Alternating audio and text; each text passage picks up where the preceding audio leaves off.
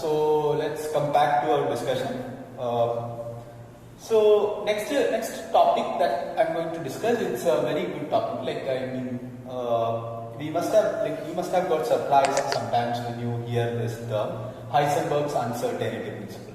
So this is like more of it's not even a hypothesis. Heisenberg's uncertainty principle it has a relevant role in our scientific world. And anyways, I would like to give you what is Heisenberg's uncertainty principle in the exam point of view, and you can read about that. Anyways, okay. So what is Heisenberg's uncertainty principle? It says that it is impossible to measure the momentum and the position of an object, of a microscopic particle at a time. Okay, it's impossible to measure. So that is what is this thing which gives.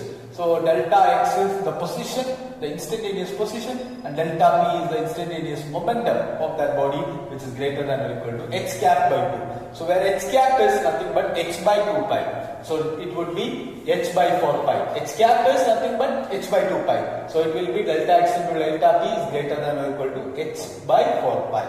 Okay, this is what is Heisenberg's uncertainty principle. So we need the exam point of view discussion only, and h by 2 pi is equal to 1.05 to 10 to the power minus 34 joule second. Okay, please note this, h by 2 pi value is this much.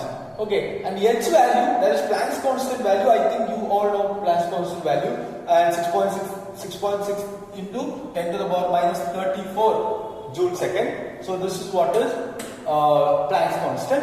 And then in Heisenberg's uncertainty principle, different forms of Heisenberg uncertainty principle is there. So actually this is what is Heisenberg's theory, but then later he proposed some other forms as well. So that is energy and time uncertainty. Uncertainty principle for energy and time. So you can define it is impossible to measure energy and time of a microscopic particle at a single time, at an instant. So delta into delta t is greater than or equal to h by 2 pi. It's not h by 4 pi as we have seen here, it's something different. So next one, angular momentum and this one, angular momentum and what is this? Del theta. So theta is angular position. So angular momentum and angular position is greater in product is greater than or equal to h by 2 pi. Okay. So this is what is Heisenberg's uncertainty principle. Alright. So photon. Next we are going to discuss photon. So photon, after this we will discuss the very important topic, photoelectric effect. Okay. Einstein's photoelectric equation and all. So before that we have to know about something about photons. So that is why first we will discuss this, then we will move on to the photoelectric effect. So all of you listen.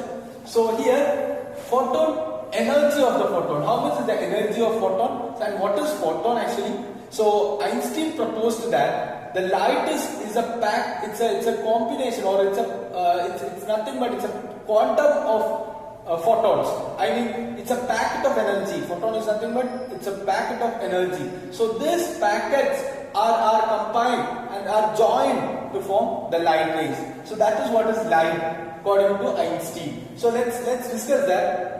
What is the energy of that photon? Energy is equal to h nu. Energy is equal to h nu. H is Planck's constant and nu is frequency. And what is nu? C by lambda. Okay. C velocity of light and lambda is wavelength. Okay.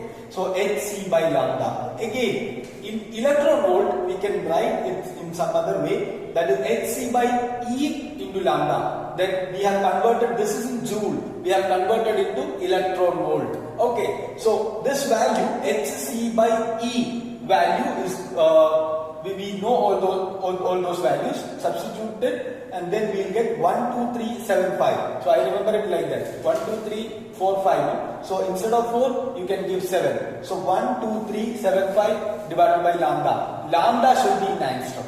Okay, lambda should be in angstrom, this much electron volt. Okay, and again, what is the mass of a photon? Mass of a photon, how do we get this? Then we have the equation E is is equal to mc square, Einstein's relativity equation. So m is equal to E by c square. So you can substitute the value of E, h nu by c square or h by c lambda. Okay, all are connected to each other. You can just write yourself, then you will understand it. Okay. Then next, momentum of photon. It's very easy. Momentum, you can find it in either way, m into c or h by lambda. Where did I get h by lambda? Because lambda is equal to h by p. Okay, that we have already learned. Again, number of photons emitted. This is very important. Number of photons emitted, n is equal to p by E, where p is the power of radiation. Okay, energy, E is the energy of photon. Energy of each photon. Okay, and this is p by E, because we know that power is energy per time. So per time in 1 by t, how many photons emitted? That is what we are going to calculate. So it's very easy. Okay. So next, intensity of light. What is the intensity of light? Intensity is nothing but, intensity is the total energy per unit area, which is, the total energy emitted per unit area, which is normal to that. Okay, normal area per time. So that is what is intensity or power by area. So you can consider power by area, because E by T is power. Then next one, number of photons falling per second. This is actually number of emitted and falling. Both of them have different concept, but the idea is same only. Power, how much is the power of that radiation divided by energy of each photon. Energy of the photons. That will be N. Okay, here also the same only, but the thing is, here power of photons emitted. Okay, here falling. So that is what is the difference. E is nothing but energy of each photon. Okay, so now we will discuss photoelectric effect and Einstein photoelectric equations and different formulae. Different layers of that equation, and let's see that. Thank you.